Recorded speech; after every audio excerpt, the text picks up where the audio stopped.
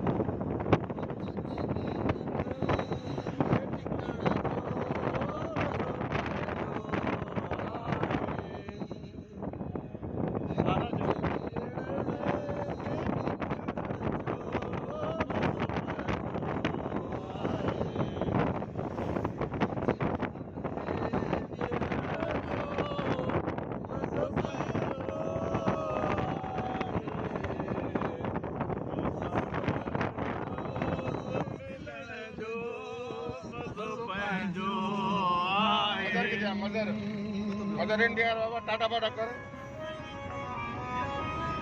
ये लाइव काम खानी फेसबुक पे लाइव हलाए रहे भाई